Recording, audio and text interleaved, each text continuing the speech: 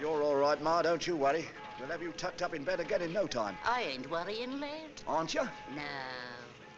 I can't get more than a couple of hours sleep a night anyhow. Why should I object to a nice little outing? Well, that's one way of looking at it, I suppose. You wait till you're as old as me, my boy. You won't be frightened of anything. I'm 84, you know. 84? Struth, I thought you was 30. I was going to ask you to come to the pictures with me on Saturday night. Ah, go on. Thank you. What a night, sir. Never knew there could be so many people in such a small area. I knew. I worked it out. I had no idea it was going to take as long as this, though. Better go and hurry them along, Sergeant. They're moving too ruddy slowly.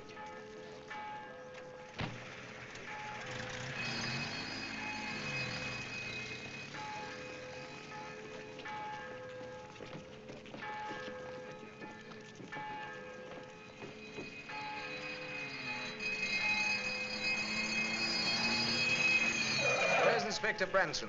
He's right over there, sir.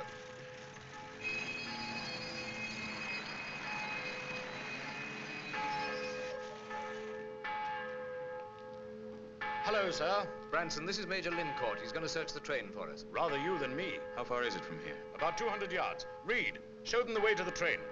Straight through the graveyard. Well, that's an ironic touch. Let's get down to the next assembly point.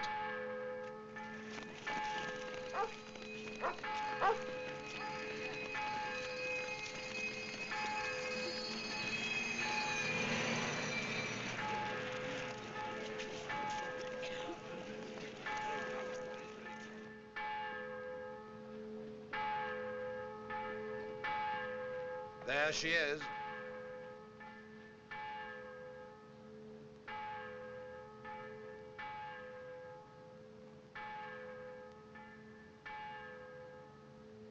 Sure you won't want any help? No? Quite sure. Those mines must weigh over a ton apiece. That's right. Couldn't move one of those mines to plant a charge. I won't have to move one to find it. Thanks anyway. Very well. If you need a hand, flash the light or just holler. Okay. Good luck.